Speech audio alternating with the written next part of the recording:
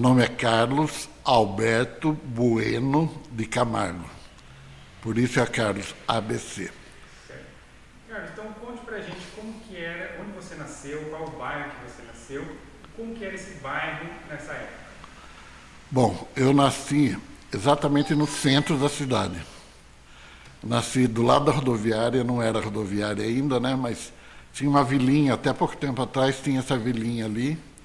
E eu nasci nessa vilinha, na segunda casa da vilinha, que tinha uma parteira ali, né? Minha mãe foi para a casa da parteira, quando eu nasci. E passei a maior parte da minha infância ali na rua Ipiranga, também meio quarteirão ali da Avenida Armando Salles, que não existia ainda. E eu lembro que era Itapeva, né? E era muito perigoso, né? E a gente era muito criança, mas a gente brincava ali no Itapeva, era muito divertido para a gente. A minha mãe trabalhava fora e meu pai também, e a gente vivia ali no Itapeva. E depois, ali onde chamavam de Oi da Inharrita, onde é o teatro hoje, né? A gente tinha um olho d'água ali que chamava de Oi da Inharrita. E a gente costumava nadar ali, para não perceber que a gente chegasse molhado em casa, assim, a gente nadava pelado. E depois secava no sol e punha a roupa, punha o short, né? Mas eu lembro que a minha mãe trabalhava no posto de puericultura da Vila Resende, né? Então ela trabalhava muito assim na precaução de doenças e tal, né? Eu lembro que tinha campanha, né, que ela fazia no posto, né, de esquistossomose, essa coisa toda, né? Enquanto ela fazia essa campanha lá, né, no posto de saúde, a gente pegava os caramujos de esquistossomose no riacho, lá no Itapeva, e brincava com aquilo, né? Até um dia que minha mãe viu. Nossa, ficou doida. Você veio de uma família muito grande, muitos irmãos, o que seus pais faziam na época? Sim, o meu pai era jornalista, sempre foi, né? E minha mãe trabalhava no posto de puericultura, na Vila Resende. E minha mãe teve 11 filhos, na realidade, né? E 2 natimortos, né? Então, éramos 9 até o ano retrasado, né? Quando faleceu meu irmão Fran e minha irmã Marta. Então, agora somos 7, mas éramos 9. E é assim, né? Imagine casa com tanta gente, né? Então, sempre tinha muita bagunça, muita briga. Mas a gente sempre juntos, né? Basicamente é isso. Eu lembro ali do centro, né? Eu lembro da construção da rodoviária também, né? Da primeira, não essa. E aí da construção da Avenida Armando Salles, né? Que aí começou a mudar tudo, né? Aí tinha outra cara aquele lugar, né? E lembro da inauguração da rodoviária, nossa esperada inauguração, né? Que jogavam aqueles helicópteros, acho, o aviãozinho, não sei, que eles jogavam uns paraquedinhas, sabe? Foi muito bonita a inauguração. Para a época foi um baita evento, né? E a gente se matava para pegar aqueles paraquedinhas, né? E a partir daí a gente começou Eu comecei a frequentar a rodoviária, né? Porque eu achava divertido, né? Então, assim, o dia inteiro a gente ouvia: atenção, senhores passageiros, com destino a Tupi, Caiubi, Santa Bárbara do Oeste, Americana e Campinas, plataforma 5, queiram tomar seus lugares, a todos uma boa viagem. Era o dia inteiro, né? E eu ia lá, eu achava interessante e triste ao mesmo tempo. Era uma coisa entre alegre e triste, porque essa coisa de chegada e partida, né? Então, assim, eu gostava de ver pessoas chegando, né, se confraternizando, e ficava triste quando eu via pessoas se separando, chorando, né? Mas aquilo me chamava muita atenção. E eu lembro até que uma época eu quis trabalhar na rodoviária, né? Tinha os engraxates, né? E um box, né? Que tipo uma lotérica, né? E aí tinha umas cadeiras de engraxate e tal, e eu queria trabalhar de engraxate, né? Mas meu pai não deixava, né? Os engraxates não eram muito bem vistos. E, no fim, eu fui escondido, né? Trabalhar, né?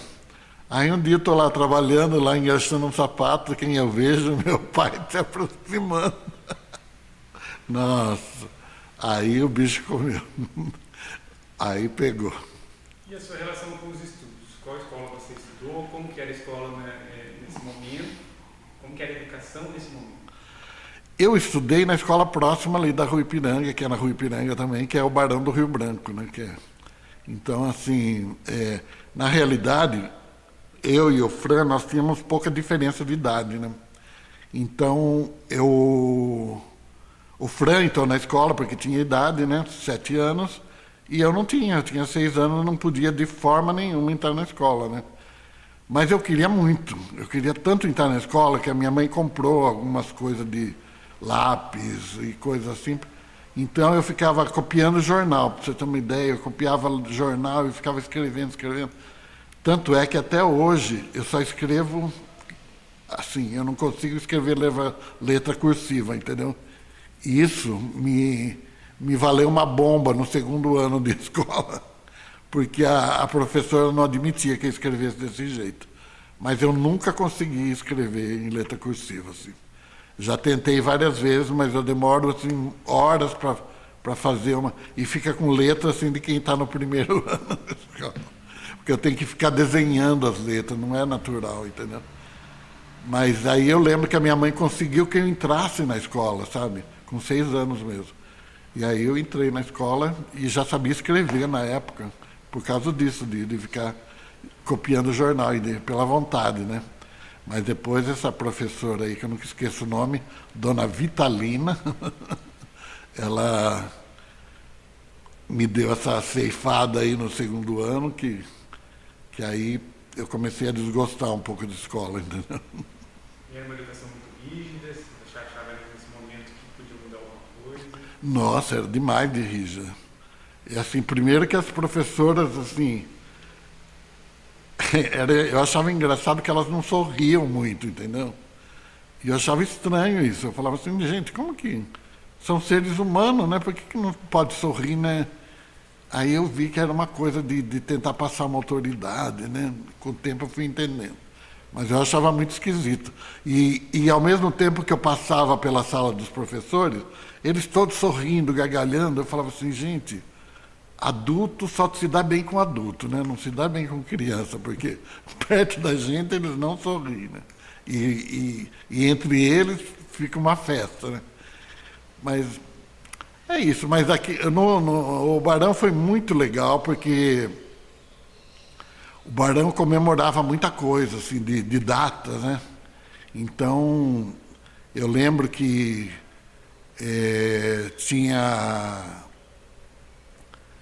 a gente fazia teatrinho na escola, né? Eu lembro que eu fiz o feitor do Negrinho do Pastoreio, né? Então, assim, eu já comecei a tomar gosto pelas artes já na escola, sabe? E entender, sabe, essa coisa de você fazer uma pessoa que não é você, né? Fazer um personagem, né? Eu achava aquilo o máximo. E acho até hoje. Por você ter morado na área central, estudado na área central, muito próximo do mercado, da praça, qual era a sua relação com o centro da cidade nessa época? Se você frequentava cinema, teatro? Então, teatro não se tinha muito ainda, né? Eu estou falando de uma fase assim bem a fase escolar mesmo, assim, de primário, né? Nem sei como chama hoje. Mas, assim, o meu pai, como ele era jornalista, e os jornalistas tinham permanente para cinema, entendeu? Então, assim, a minha mãe, ela, aos domingos, né, tinha a sessão das 10 no Politeama, no Cine Plaza, que era embaixo do Comurba, né, antes de cair, né? E acho que no Cine Palácio também tinha, sessão das 10 de domingo. Então, minha mãe sempre nos levava para ver cinema. Aliás, assim, minha mãe, assim, tudo que tinha na cidade de exposições, Mesmo assim, exposição de arte moderna, assim, tudo, ela levava a gente, sabe? Porque não tinha muito dinheiro, né? Mas assim, ela fazia com que a gente saísse de casa e tomasse contato com muita coisa, assim. Isso foi determinante, assim, na vida da gente, né? Foi muito legal. E é isso. Aí, quando eu tinha mais idade, mais na adolescência, aí eu já descobri que eu gostava de teatro e tal, né? Aí comecei a... Eu ficava no CAL, que vinha muitos espetáculos, né?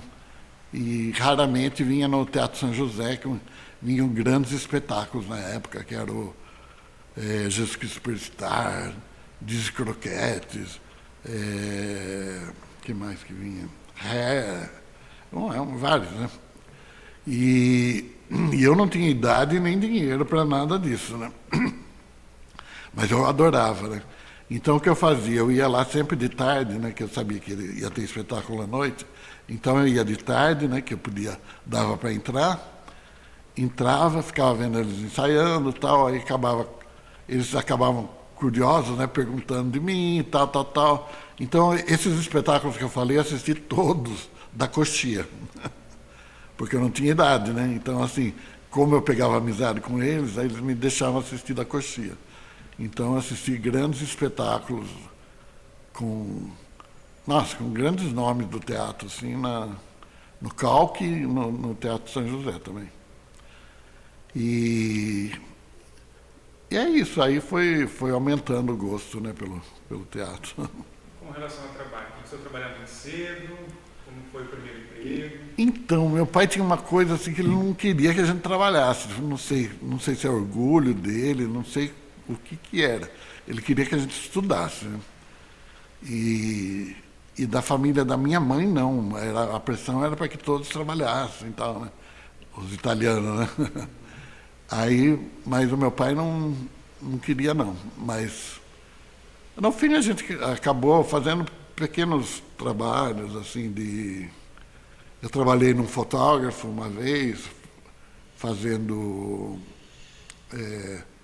retoques em fotos, né, em retratos. Trabalhei na caderneta de poupança ASPA. O que mais que eu trabalhei? Trabalhei em todo lugar. Mas não me dava muito bem, não. E como que foi esse seu primeiro contato, então, você é uma figura pública aqui de Piracicaba, conhecida pelo carnaval e pelo teatro? Como que foi esse primeiro contato que você teve com essas áreas? Bom, o teatro foi isso que eu falei, na escola, né? E depois começaram a construção do Teatro Municipal, lá no Oi da Nha Rita, né? Que eu falei. Então, assim, ficou a estrutura lá parada anos e anos, né? E aquilo me chamava atenção, eu ia brincar nesse lugar, aí eu ficava imaginando, sabe? Nossa, o que podia acontecer ali dentro, né? Se tivesse pronto, tal, né? Se fosse realmente terminado aquele teatro, né, tal. Então, assim, e paralelo a isso, sempre tentando montar um grupo, né, que pudesse, porque sozinho, eu falei, eu sei que não se faz teatro sozinho, né? Mas é isso é a parte de teatro, né? Mas, assim, o carnaval sempre esteve presente, porque o meu pai, nos anos 60, ele era coordenador dos desfiles de carnaval de Piracicaba, pela prefeitura, né? Ele era jornalista, mas fazia isso porque ele sempre gostou de carnaval. Meu pai sempre amou carnaval, tanto é que os filhos todos desfilavam e desfilam até hoje. Então, eu lembro assim que eu não desfilava quando eu era muito pequeno, mas assim, a minha mãe nos levava nos clubes também. A gente tinha acesso por causa do meu pai, né? Não tinha dinheiro para ser sócio de clube nenhum. Mas a gente ia no Ítalo, no Cristóvão, no Clube Coronel Barbosa, e a minha mãe nos levava, né? E sempre ela fazia fantasia para a gente ir, porque a minha mãe costurava um pouco, que ela trabalhou com uma costureira, Dona China, na Rua Governador, nos anos 50, e acho que antes até. E ela sabia costurar, né? Então, assim, como eu disse, não tinha dinheiro, mas ela pegava vestido dela, sabe, transformava em fantasia. E a gente sempre ganhava concurso de fantasia quando eu era criança, nos clubes, por conta da criatividade da minha mãe. E que também foi um determinante nas nossas vidas, né, essa história. E além de ir nos clubes, eu lembro que minha mãe nos levava para assistir o carnaval de rua, né? Então, assim, ela comprava um saco, olha só que pobreza, comprava um saco de confete e aí ela pegava o saquinho e dividia por 4, que éramos 4 nessa época, e para ir ver o carnaval de rua. E a gente adorava aquilo. Nossa, eu ficava deslumbrado, assim. Eu gostava muito de ver aquela gente pobre, sabe, desfilando, vestido de rei, sabe, se sentindo rei, sabe. Nossa, eu achava aquilo o máximo. Que tem tudo a ver com o teatro também, né? Mas eu achava maravilhoso, sabe. E o fato dessas pessoas se unirem para fazer aquilo, né? As escolas de samba na época e os cordões, né? Eram mais cordões, União da Pauliceia, Unidos da Primavera Siderúrgica, Unidos da Cidade Alta, Império Serrano. Tinha várias. E assim, é engraçado que eles saíam com faixas. O Leão da Pauliceia saúda o jornalista José ABC. Porque meu pai já era ABC antes de mim, né? E, aliás, eu sou ABC por causa dele, que ele era José Antônio Bueno de Camargo. E eu sou Carlos Alberto Bueno de Camargo. Mas, enfim, era isso. Desde criança até que a gente, quando começaram as escuderias em Piracicaba, né, as famosas escuderias, Equipe Lanca, Equipe Peralta, Equipe Chato, Zum Zum. Aí a gente começou a desfilar, né, nas escolas, nessas escolas, né, e paralelamente a gente era sócio já nessa época a gente já era sócio do Clube Palmeiras, que também começou a desfilar. E aí a gente eu já desfilava como mestre-sala e a minha irmã como porta-bandeira, aí meus outros irmãos na bateria. Aí todo mundo começou a se envolver até que a gente criou a Portela de Piracicaba, né? Que era uma escola poderosa. E é isso, a minha família toda era envolvida, inclusive tios, tias, aí todo mundo entrou na dança e todo mundo desfilava. Mas sempre foi assim muito, muito prazeroso para a gente, né? E eu, desde lá do Palmeiras, né, eu comecei a querer mexer com as coisas, sabe? Porque eu já tinha aptidão para arte, sabe? Eu já gostava muito, né? Então, assim, eu não estava muito contente com o que era apresentado de figurino, sabe? De alegoria e tal, né? E aí eu comecei a pedir para ajudar na decoração de bailes lá, né? E chegou num tempo que eu era responsável pelas decorações todas do clube, né? Eu fazia praticamente... sempre tinha gente para ajudar, né? Mas, assim, a criação normalmente era minha, assim, sabe? Mas... E aí, no carnaval, a escola de samba, aí comecei a fazer toda a escola de samba. Tá? Além de desfilar, eu fazia todos os figurinos, alegoria, minha mãe costurava, além da família inteira desfilando. E aí comecei a desenvolver esse lado de carnavalesco, digamos assim, né? Que é o termo que se usa hoje em dia, né? E é isso, desde sempre. Aí, agora, né, que nós não temos mais carnaval aqui, temos carnaval, mas não temos escola de samba. Para mim, carnaval é escola de samba, né? É a minha praia, é o que eu gosto, é o que eu admiro, é o que eu incentivo, o que eu quero, entendeu? Eu acho maravilhoso, projeto assim incrível. E então, assim, a gente passou a desfilar em São Paulo, no Rio.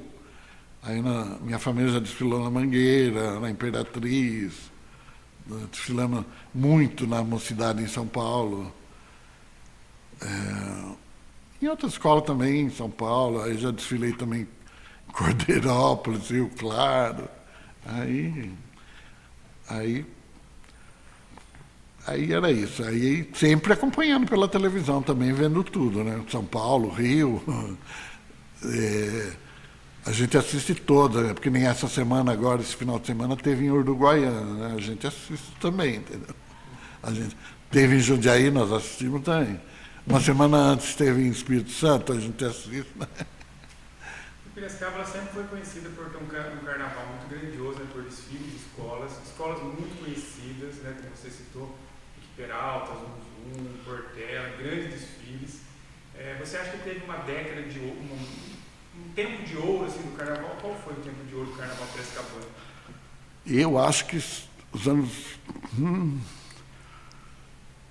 começou, né, essa coisa das escuderias, né, que foi assim a sociedade, né, a alta sociedade foi para a rua desfilar também, né, aí começaram a trazer artistas e tal. Isso foi nos anos 70, né, que foram as escuderias. Mas eu acho que o auge das escolas de samba no Carnaval de Piracicaba foi nos anos 80, porque até então não se tinha muito característica de escola de samba, entendeu? E nos anos 80 já começou a ter característica de escola de samba, entendeu? Então, assim, os mestres-salas, as baterias, foram todos se especializando, né? Então, já era mais cara de escola de samba mesmo, entendeu? Com samba no pé e tudo que tem direito, entendeu? Mais profissional. Mais profissional, mais cara de escola mesmo, né? Mas antes era muito bonito, tal, mas não era um desfile lindo, mas não tinha muito samba. E hoje o Piracicaba mudou o seu carnaval. Hoje a gente não tem mais desfile, não tem mais escola de samba. Lamentavelmente. Um carnaval muito grande de blocos. Como você vê essa transformação? Eu, na realidade, particularmente, eu acho legal que tem muita gente que gosta de bloco e vai, se diverte. Eu, particularmente, não me animo, não. Para dizer bem a verdade, não me animo, não, porque o bloco ele não tem os ingredientes que eu gosto, entendeu? Eu não vejo pouca arte ali, entendeu? Então, essa coisa da diversão, eu acho maravilhoso. As pessoas têm que frequentar mesmo, têm que ir se divertir. Mas, assim, essa coisa de você pegar uma comunidade de um bairro, sabe? Aí lançar um enredo, um tema, fazer com que essa comunidade entenda aquele tema. De certa forma, as pessoas vão adquirir uma sabedoria ali que é incrível. O que eu aprendi com carnaval, assim, eu acho que eu aprendi muito mais com carnaval do que com livros, para você ter uma ideia. Acho não, eu tenho certeza. Eu aprendi muito mais com enredo do que com livro. Sobre o Brasil, com certeza. Então, assim, eu acho isso. E também o fato dessa comunidade, depois, se engajar ali na confecção das coisas, sabe? Participar desse processo artístico. Nossa, olha, até me arrepia, assim, só de falar. Eu acho isso incrível, eu acho isso um ato, assim, fantástico, sabe? Recebi agora, na semana passada, 2 amigos meus, um casal de amigos da França, né? E eles estiveram no Rio de Janeiro vendo o carnaval, né? Acharam tudo lindo, maravilhoso, ficaram deslumbrados, né? Mas aí, a Mimi, que era a esposa do meu amigo, que é francesa, né? Ela queria que eu explicasse aquilo para ela, porque na cabeça dela era assim, era um tema, todo ano era o mesmo tema, os figurinos todo ano eram o mesmo, o samba era o mesmo para todo mundo, entendeu? Aí quando eu comecei a explicar para ela, e aí pus o vídeo mostrando item por item de uma escola de samba, ela não acreditou, ela falou assim, gente, isso não existe, não é possível, isso em nenhum lugar do mundo. E eu tenho certeza que não é possível em nenhum lugar do mundo. Porque é uma coisa assim que é coisa de paixão mesmo. Porque as pessoas, elas nem recebem nada para desfilar, muito pelo contrário, elas pagam, né? Elas pagam a fantasia, né? Então, assim, se você não tiver muito amor ali, você não participa, entendeu? Então, assim, quando eu contei toda a história e como funcionava, sabe? Que cada ano é um enredo e que Normalmente se resgata a história do Brasil, né? A história não contada. E, nossa, ela ficou deslumbrada. Aí ela começou a entender, sabe, tudo que ela viu, ela começou a entender, sabe, deu uma luz assim para ela. E agora, para você ter uma ideia, ela fica mandando coisas no WhatsApp, eles já estão na França, né? Que ela quer informações, entendeu? Ela quer informações. Então, assim, eu achei fantástico, sabe? E é bem isso mesmo, né? A escola de samba, ela tem essa função, né? Ela agrega a sociedade, né? Ela agrega a comunidade, né? Então, assim, eu tenho certeza que o Brasil não é pior em termos de violência, essas coisas, por conta das escolas de samba. Porque na escola de samba a gente aprende a amar, sabe? A gente aprende coletividade, a gente aprende a admirar a arte, a gente aprende a história, as mazelas, politicamente a gente passa a entender também, enfim. Eu acho que a função da escola de samba é primordial. Então, eu acho que a gente tem que reivindicar a escola de samba sempre. Se tem algum fato curioso que você já viveu aqui no Carnaval da cidade, que você, diferente, que a cidade não conhece, você conhece por estar dentro do Carnaval Piracicabana? Curioso, em termos de desfile, se fala assim? Algum fato que Bom, um fato que aconteceu, que foi uma tragédia na realidade, foi que eu era mestre-sala, né? E a Kátia, que fazia teatro também, nós éramos mestre-sala e porta-bandeira da equipe Elanca, na época. Tinha se extinguido o Palmeiras e a gente foi desfilar pela equipe Elanca.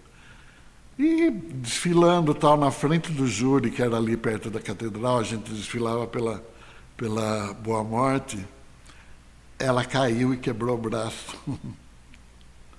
em plena avenida, né? em pleno desfile. Eu não sabia direito o que tinha acontecido, mas eu vi ela caindo, aí eu peguei ela aqui, entendeu? Quase morri, mas fui levando ela e virando, indo embora até acabar o desfile, fui levando ela aqui, entendeu? Aí eu descobri que ela tinha quebrado o braço. E aí no outro dia foi, porque eram 3 dias, né? No outro dia foi a minha cunhada, a mulher do Frei Dorinha, que desfilou como porta-bandeira. Isso foi uma das coisas, mas tem milhões de coisas que acontecem. Acontece tudo. E Piracicaba também era bastante conhecida nos anos 80, 90, pelo bloco da banda do Bully. Você tem alguma relação com a banda do Bully? Como você via esse bloco? Eu achava divertido, entendeu? Assim, o bloco era assim, sempre a banda do Bully, né? Era sempre no sábado de manhã, né? Então, assim, no sábado de manhã, para quem trabalha com escola de samba, quem mexe com carro alegórico, essas coisas, é uma loucura, porque você está lá desesperado para terminar as coisas, né? Então, assim, eu nunca tive oportunidade assim, de ver muito a banda do Bully, entendeu? Eu dava uma olhada assim, eu achava divertido, mas aí o pessoal do comércio começou a reclamar e tal, né? E isso, era uma característica interessante, né? E era interessante que nasceu de uma conversa no bar, né? Assim nasceu a banda do Bully, né? Acho que na Brasserie, no restaurante. E era bacana, assim. O pessoal, nossa, se animava. Eu estava acostumado que a minha mãe, como eu disse que a minha mãe levava a gente para ver tudo, sabe o que ela levava a gente ver? Aquelas que as mães tinham horror daquilo, que era as passeatas dos agricolões lá da agronomia, que eram... A minha mãe levava a gente para ver. Entendeu? Então, para mim, a banda do Bully era light, era tranquilo, entendeu? Mas é isso. A minha relação, né, de repente, assim, a partir de uma época, eu comecei a desenhar os figurinos para a realeza do carnaval, né, que seria o Rei Momo, a rainha e as 2 princesas, né? Então tinha o figurino da banda do Bully, que tinha que fazer também, aí tinha as 3 noites que tinha que fazer no mínimo 2 figurinos. Então, assim, eu acompanhava até esse momento aí que a minha irmã confeccionava, minha irmã e minha mãe, a Marta, que também faleceu, infelizmente. E a gente acompanhava, né? Mas já ia correndo lá para terminar as coisas que tinha que terminar, de carro alegórico, essas coisas. É sempre uma dificuldade enorme, isso que eu acho interessante a gente dizer, né? Que além de todo o ensinamento que tem o carnaval, tem um ensinamento que para mim foi primordial, é trabalhar com pouca coisa, entendeu? Então, assim, aproveitar sucata, aproveitar... Eu olho material assim, lixo, qualquer coisa, caçamba, já tem ideia, sabe? Já quero criar coisa, porque a minha vida com o carnaval foi assim, entendeu? Eu sempre materiais alternativos, entendeu?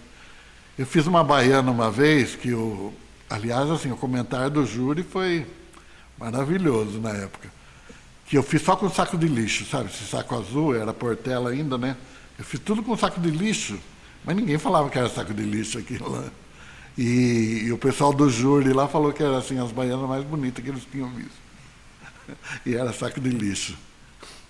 E como você vê, então, o futuro do carnaval de Piracicaba, se você tem algum desejo que aconteça? Eu tenho um desejo muito grande de ver o retorno das escolas de samba em Piracicaba. Que, queira ou não, Piracicaba tem uma vocação muito grande para isso, sabe? E agora, mais ainda, né, que tem novas comunidades, né, surgindo aí, então eu acho necessário que se tenha escola de samba em Piracicaba, entendeu? Então, minha esperança, né, é que tenha. Eu quero morrer ainda sabendo que tem escola de samba em Piracicaba. Porque, na realidade, assim, eu viajei algumas vezes para fora, já trabalhei fora do país e tudo, né? E eu sei que o diferencial do Brasil, assim, no exterior, é o futebol, entendeu? Que anda desacreditado também, né? Mas escola de samba. Escola de samba. O pessoal, assim, tira o chapéu, mesmo sem saber direito como funciona, eles tiram o chapéu, meu.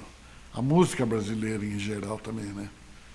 Então, assim, a minha esperança é essa, é ver o retorno das escolas de samba. Tem algum recado que você queira dar? Tem alguma coisa que você queira acrescentar?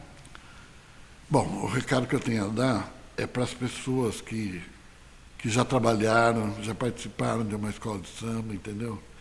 Eu acho que se a gente reivindicar a volta das escolas de samba e começar a se reunir em torno disso, eu acho que possivelmente nós teremos um carnaval de rua, de escola de samba, de desfiles, novamente interessante, porque Piracicaba tem essa vocação e já foi, né, o maior carnaval do interior paulista, né? E eu acho que tem tudo para continuar sendo. Então, eu convoco esse pessoal das antigas e o pessoal novo aí que está surgindo, que gosta de escola de samba, para que comecem a se movimentar em torno disso aí.